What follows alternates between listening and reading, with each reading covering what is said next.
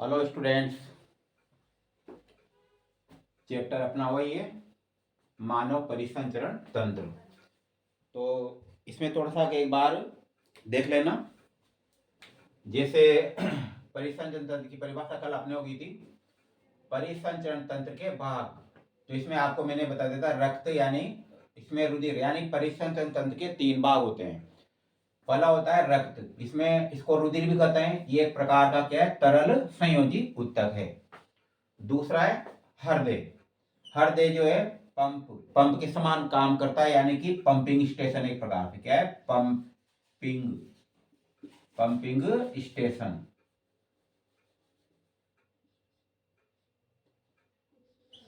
Pumping station. और रक्त वाहिनियां या वाहिकाएं भी कहते हैं इनको, वाहिकाएं। तो ये जो 3 प्रकार की होती है, शिराएं, धमनियां और केशिकाएं। इन तीनों में रक्त प्रवाहित होता है, यानी साधन होता है। ये नलिकाएं होती है एक प्रकार से। और इसके बाद चलते हैं,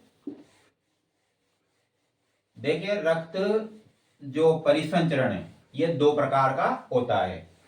ज्यादा डीपली नहीं जा रहे, फिर भी इसमें 2 प्रकार बताने पड़े, मतलब बताने की आवश्यकता है आपको। यानी रक्त परिसंचरण तंत्र के प्रकार, या यूं कह सकते अपन, परिसंचरण तंत्र के प्रकार। परिसंचरण तंत्र के प्रकार। तो परिसंचरण तंत्र जो है कितने 2 प्रकार का होता है। पहला है खुला परिसंचरण। यहां से चलती स्टार्टिंग से, खुला परिसंचरण।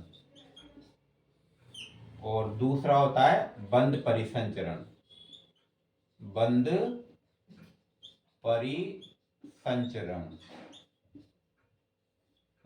देखिए दोनों में क्या अंतर है। जो खुला परिसंचरण तंत्र है, पहले तो अपन इसमें देखते हैं बंद परिसंचरण क्या है। देख, बंद का मतलब नाम पता लग रहा है, यानी इसमें जो रुधिर होता है, रुधिर वो किसमें बता है, बंद वाहिकाओं में। ये रुधिर बंद वाहिकाओं।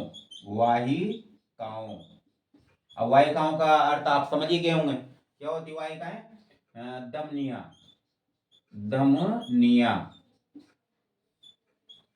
के दमने के बाद वाहिनिया, क्या, शिराएं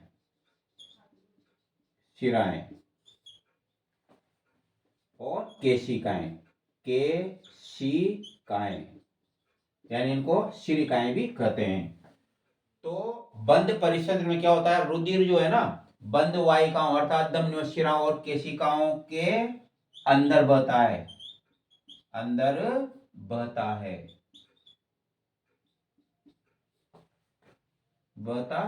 यानी प्रवाहित होता है इसमें। तो आगे समझ में, रुधिर बंद वाहिकाओं में अर्थात धमनियों, शिराओं में बहता है, तो बंद परिसंचरण कहलाता है। और खुला परिसंचरण में, इसमें देखिए इसी प्रकार की बंद वाहिकाएं नहीं पाई जाती है, अर्थात रुधिर खुले स्थानों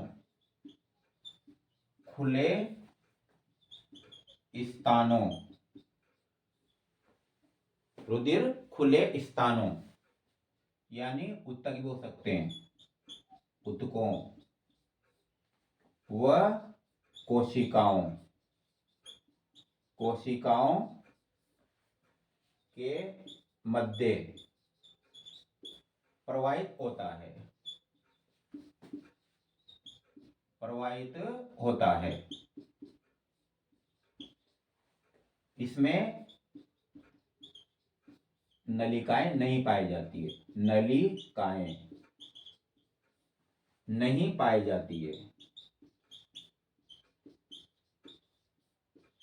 जाती है। तो ऐसा परिसंचरण तंत्र जिसमें रुधिर खुले स्थानों अर्थात ऊतकों व कोशिकाओं के मध्य प्रवाहित होता है। क्या कहलाता है? खुला परिसंचरण तंत्र कहलाता है। इसमें नलिकाएं नहीं पाई जाती है, अर्थात रक्त क्या है? खुले स्थानों पर बहता है, बंद वाहिकाओं में नहीं बहता है। और इसका अर्थ समझ गए आप? रुधिर बंद वाहिकाओं अर्थात धमनियों, शिराओं और केशिकाओं के अंदर बहता है, तो इसे क्या कहते हैं? बंद परिसंचरण तंत्र कहते हैं। तो दोनों का आगे आप देखिए इसमें उदाहरण। खुला परिसंचरण तंत्र जो है वह पाया जाता है, कौन सा वाला? खुला वाला। इसको एकदम उदाहरण लेते हैं, थोड़ा है ना जगह कम पड़ेगी यहाँ, तो देखते हैं इसका क्लियर दिखाई नहीं देगा इसलिए ना। इसमें उदाहरण जो है ये है कुछ मोलस्का, कुछ मोलस्का के जंतु व आर्थ्रोपोडा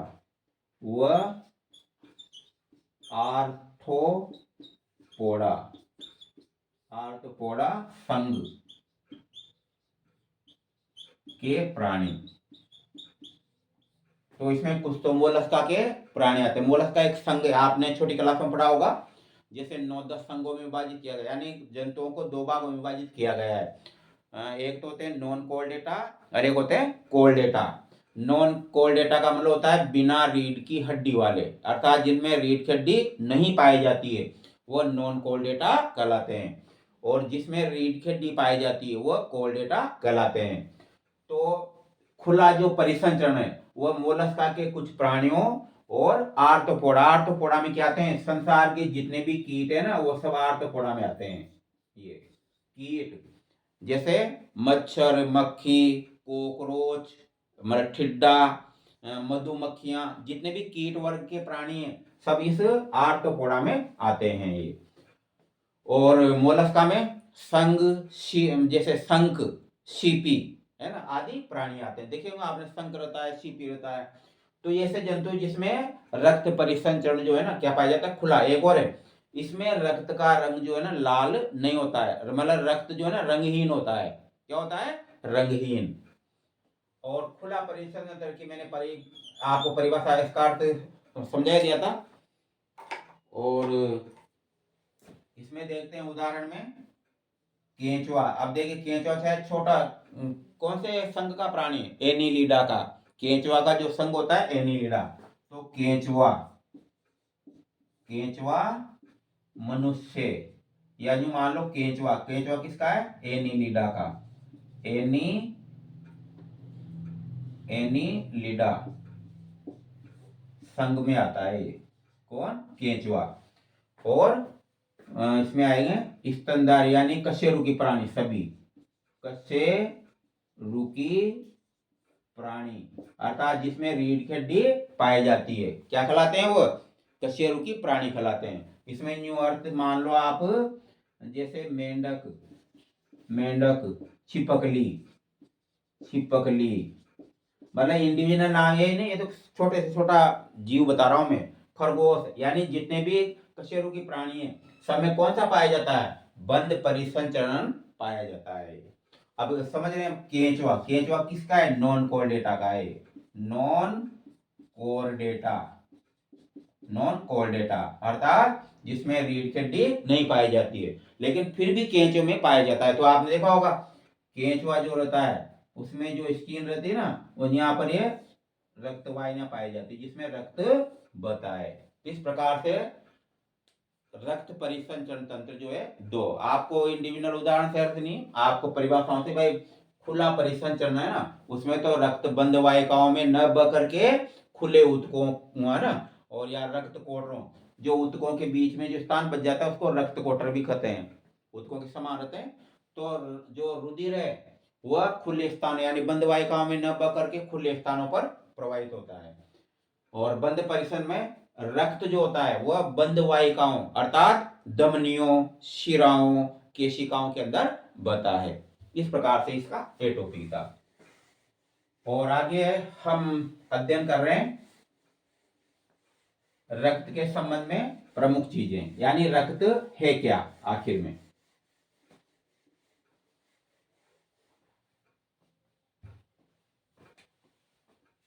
यानी कि रक्त, इसको रुधिर भी कहते हैं, रुधिर यानी ब्लड, खून भी कहा जाता है, ब्लड, खून भी कहा जाता है। इसके बारे में प्रमुख तथ्य, ये चैप्टर चल रहा है एनाटॉमी के। अगर आप जैसे मान लो जैसे इसका क्या बोलते हैं इसको, ग्राम सेवक की, पटवारी की और भी कई कंपटीशन की तैयारी कर रहे हो और उसमें जैसे जनरल साइंस आती है तो वो चीजें भी इसमें सोल्व हो रही है। न्यू मानो का रीड का अधिकांश भाग है ना जंतु वाला पोर्शन, वो इसमें क्लियर हो जाए, यानी बायोलॉजी का जो पोर्शन है जंतु वाला वो इसमें क्लियर हो जाएगा। देखिए तो रक्त एक तरल संयोजी, रक्त एक तरल संयोजी उत्तक होता है, रक्त एक तरल संयोजी उत्तक होता है। यह क्षारीय, नमकीन स्वाद वाला, रक्त का जो स्वाद है ना, अगर जो कभी कभी जैसे चोट लग जाती है मुंह में उंगली रखते हैं तो थोड़ा सा हल्का सा है ना नमकीन स्वाद आता है इसमें। वह चटकीले लाल रंग का होता है। ये रक्त एक तरल संयोजी उत्तक है, यह क्षारीय नमकीन स्वाद वाला और चटकीले लाल रंग का होता है। अब ये जो क्षार है ना, इसका मतलब ज्यादा क्षार नहीं, क्या है, हल्का क्षार है, इसको यूं भी कह सकते हैं अपन, है ना, यह हल्का क्षारीय होता है, जिसका जो पीएच है ना क्या होता है, 7.4 होता है। इसमें जोड़िए या स्टार्टिंग से लिख देते हैं, रक्त का पीएच, रक्त का पीएच 7.4 होता है, 7.4 होता है। अब पीएच तो समझाना चाहेंगे पर आपकी सीमा से बाहर है ये, तो उसमें जो पीएच पैमाना होता है ना, यानी कि जैसे रीट की तैयारी कर रहे हो तो उसमें मतलब के अंतर्गत आता है पीएच को समझाना। हालांकि फिर भी एक बार वर्बली याद रखो, पीएच जो होता है, तो पीएच है क्या आखिर में, यह है हाइड्रोजन दो धन आयन है उनकी सांद्रता का मापन होता है, या जो मानो अम्लीय और क्षारीय जो पदार्थ है ना उसकी जो क्षमता का मापक होता है ये। पीएच जो है 7, ये क्या है, उदासीन होता है, क्या होता है, उदासीन, पीएच 7 क्या होता है, उदासीन। और यदि पीएच से जैसे नीचे जाते हैं अपन, जैसे कि पीएच 6,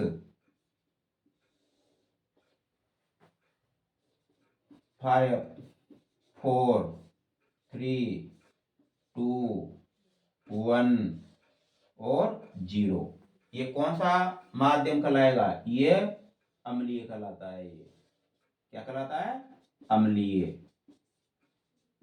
ये तो पीएच 7 पे ये याद रखना, पीएच 7 क्या होता है, उदासीन बिंदु है, क्या होता है, उदासीन बिंदु।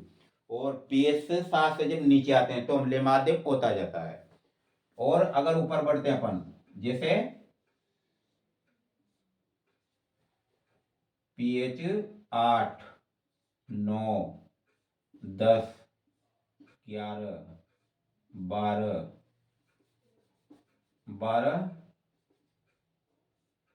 13 और 14, ये तो ये पीएच जो होता है वो क्या होता है, क्षारीय होता है, क्षारीय। तो इस प्रकार से ध्यान रखना कि 7 पे तो उदासीन बिंदु होता है, और 7 से अगर नीचे आते हैं तो फिर ये अम्लीय माध्यम हो जाता है, और 7 से ऊपर बढ़ते हैं ना, 8, 9, 10, 11, 12, 13, 14 तक, तो अब ये सवाल उठता है कि अभी 0 से नीचे तो कुछ नहीं आएगा। और अपन देख रहे 14 के बाद 15 क्यों नहीं आता, क्योंकि आवश्यकता ही नहीं पड़ी है ना। ये प्रबल सारे पदार्थ इसमें जिसका पीएच 14 है ना, जिनका पीएच 14 रहता है वो है NaOH और KOH, NaOH का अर्थ है सोडियम हाइड्रोक्साइड, कास्टिक सोडा, और ये होता है पोटेशियम हाइड्रोक्साइड यानी कास्टिक पोटास। तो प्रबल सारे पदार्थ हैं, इनको हाथ में छू भी नहीं सकते हैं, हाथ में क्या है, जल सकते हैं, हाथ ये खड्डे हो सकते हैं। तो आगे और अगर नीचे बढ़ते हैं तो ये 0 pH वाले क्या है, ये भी याद रखना आप। इसमें 0 pH में आता है HCl,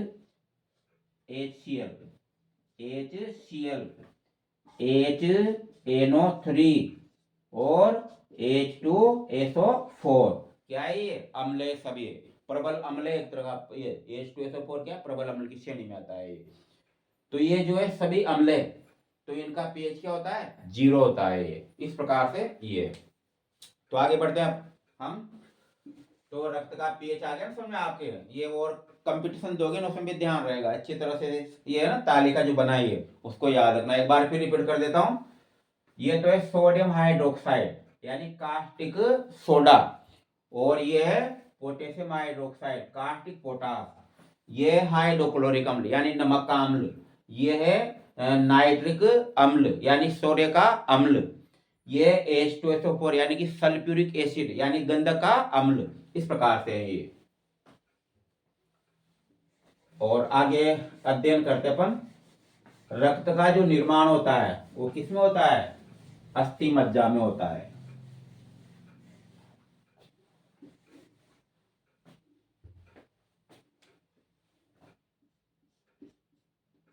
रक्त का निर्माण, रक्त का निर्माण अस्थि मज्जा, अस्थि मज्जा, इसको बोन मेरू भी कहते हैं। क्या कहते हैं, बोन मेरू। तो रक्त का निर्माण अस्थि मज्जा में होता है, अस्थि मज्जा में होता है, एवं भ्रूणावस्था, भ्रूणावस्था में, भ्रूणावस्था में यकृत में होता है, यकृत यानी कि लीवर। तो अस्थि जो है ना, रक्त का निर्माण कहाँ होता है, अस्थि मज्जा में। और भ्रूण अवस्था में, जिस समय भ्रूण अवस्था में यानी गर्भाशय में रहता है ना कोई भी शिशु, तो उसमें रक्त का निर्माण शुरू हो जाता है। नहीं होता कि गर्भाशय से बाहर आने के बाद रक्त का निर्माण होगा, भ्रूण अवस्था, क्योंकि 9 महीने तक गर्भाशय में रहा ना, तो उसमें सारे अंग विकसित हुए, तो रक्त भी एक प्रकार का क्या है, तरल जीव तक है। तो उसका निर्माण कहाँ पर, यकृत में होता है वो। इस प्रकार से ये चीजें हैं। तो देखिए आगे, तो अब सवाल ये हुआ, हालांकि अध्ययन कर लिया अस्थि मज्जा क्या है, पहले बता देता आप। जो अस्थियां रहती ना, हमारी जो अस्थियां रहती है, तो अस्थियों के अंदर क्या पाया जाता है, अस्थि मज्जा भरा होता है। हालांकि ये भी एक प्रकार की कोशिकाएं होती है, तो अस्थि मज्जा का निर्माण करती है कोशिकाएं, यानी वो होती है रुधिर उत्पादक कोशिकाएं। तो वो जो है ना अस्थि मज्जा का निर्माण करती है। सॉरी, इस अस्थि मज्जा जो होता है ना, तो अस्थि मज्जा के अंदर एक बार फिर देखो, अस्थि मज्जा के अंदर रुधिरो उत्पादक,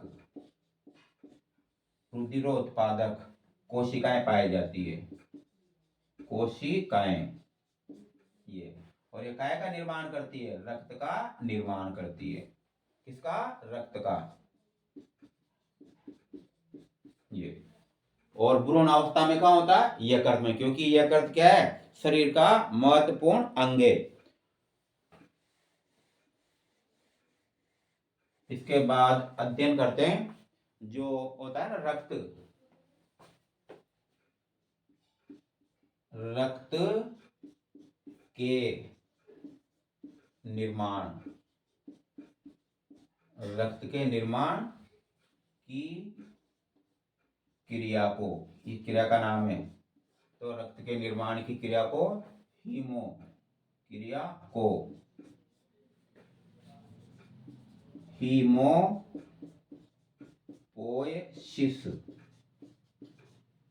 हीमोपोएसिस कहते हैं, हीमोपोएसिस कहते हैं।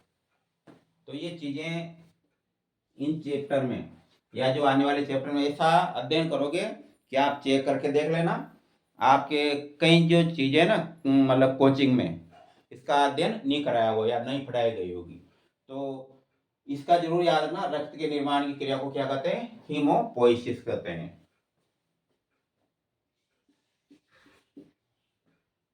रक्त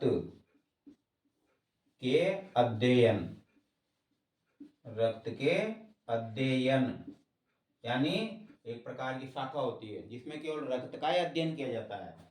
तो रक्त के अध्ययन को हीमेटोलॉजी, हीमेटोलॉजी, रक्त के अध्ययन को हीमेटोलॉजी कहते हैं,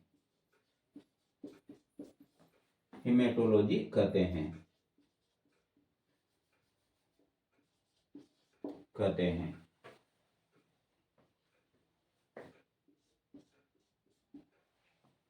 और रक्त परिसंचरण तंत्र होता है, उसका भी जो अध्ययन होता है तो उसकी अलग एक शाखा है।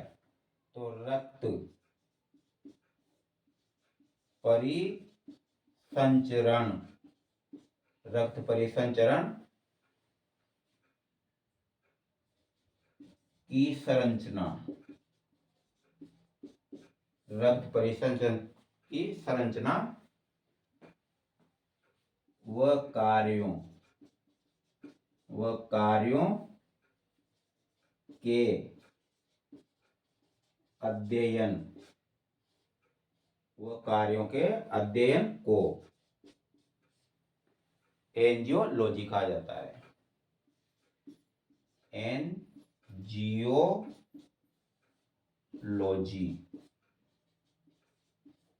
एंजियोलॉजी कहा जाता है किसका? रक्त परिसंचरण तंत्र, रक्त परिसंचरण तंत्र या परिसंचरण एक ही है। तो रक्त परिसंचरण की संरचना वो कार्यों का जो अध्ययन किया जाता है उसमें, उसे क्या कहते हैं? एंजियोलॉजी कहते हैं।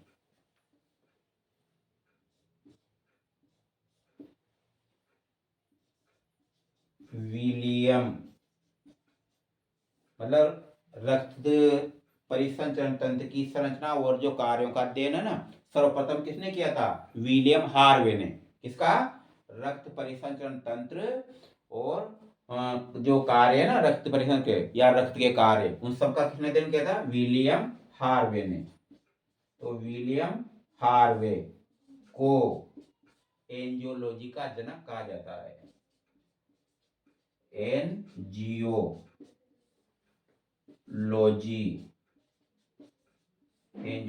का जनक कहा जाता है,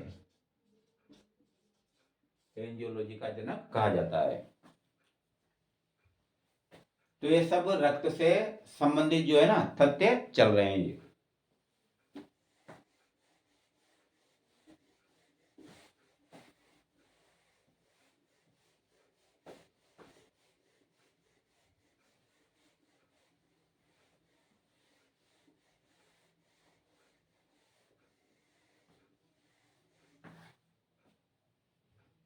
इसके बाद चलते हैं एक स्वस्थ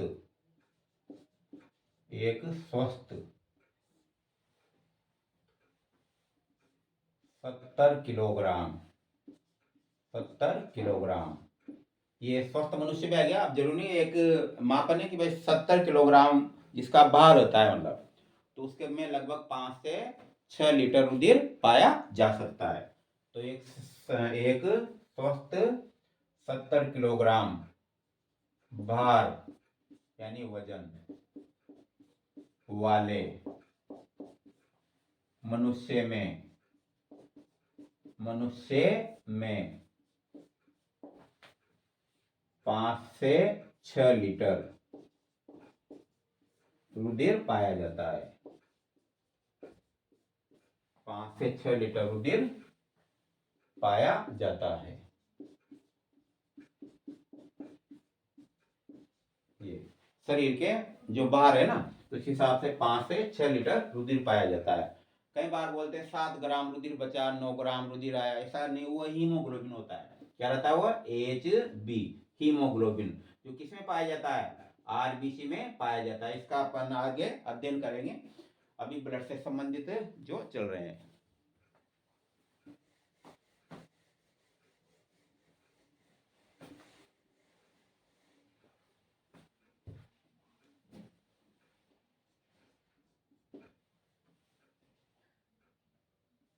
रक्त का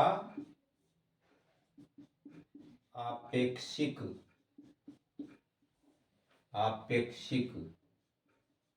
घनत्व। अब ये जो आपेक्षिक घनत्व, कहीं जैसे बुक्स है ना सीनियर के, उसमें आपेक्षिक घनत्व की जगह क्या लिख रहा है, गुरुत्व। क्या लिख रहा है, गुरुत्व, आपेक्षिक गुरुत्व या कुछ। तो लेकिन इस शब्द पे गौर करना, आपेक्षिक घनत्व या फिर गुरुत्व, उसका जो है ना मान फिक्स है। तो रक्त का आपेक्षिक घनत्व 1.045 से 1.045 से 1.065 होता है, 65 होता है।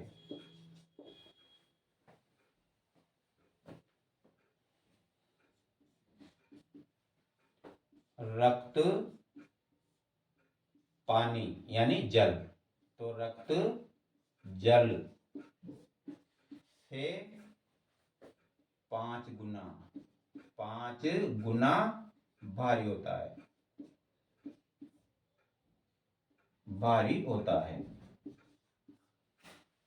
रक्त का जो भार है ना जल की अपेक्षा क्या है, ज्यादा रहता है, अर्थात 5 गुना भारी होता है। अर्थात जो है ना श्यानता अधिक होती है, किसकी, रक्त की।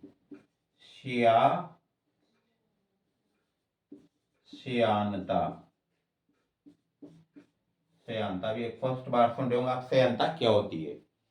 श्यानता है द्रव पदार्थों के जो बनने का गुण रहता है, वो क्या कहलाता है, श्यानता कहलाता है। यानी जो ज्यादा भारी बहते हैं वो क्या है, अधिक श्यानता वाले होते हैं, और जो सरलता से बहते हैं वह कम श्यानता वाले। जैसे कि देखिए, अधिक श्यान वाले ग्लिसरीन, शहद, ऑयल,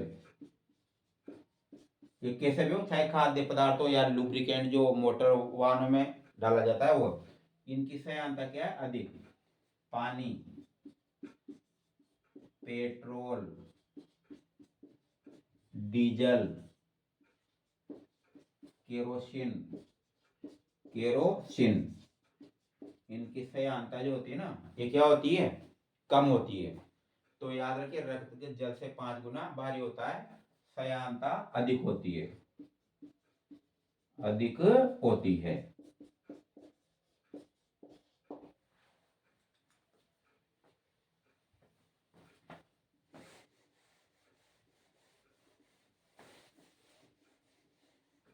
तो ये चीजें जो ज्यादातर क्या होती है, कंपटीशन के अंतर्गत आती है। एक चीज और इसमें नोट कर लेना, रक्त मानव शरीर का, या मानव शरीर के वजन का, रक्त मानव शरीर के वजन का 8% भाग बनाता है, ये यानी कि जो कुल भार होता है ना मनुष्य का, उसमें 8% कौन होता है, रक्त होता है, यानी रक्त का भार होता है। इसके बाद चलते हैं, हम अध्ययन कर रहे हैं आगे रक्त की संरचना, यानी रक्त का संगठन या संरचना। तो इसके बाद चलते हैं इसका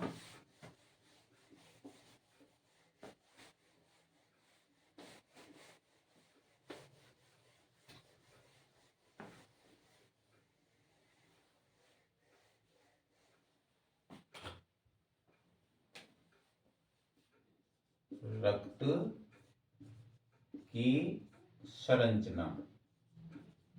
यानी स्ट्रक्चर ऑफ ब्लड, या इसको रक्त का संगठन भी कहते हैं, रक्त का संगठन, रक्त का संगठन। तो ज्यादा डिटेल तो खाली इसका अध्ययन करेंगे ज्यादा डिटेल का, क्योंकि फिर आधा टॉपिक रह जाएगा, है ना, इसलिए इसका कल अध्ययन करेंगे।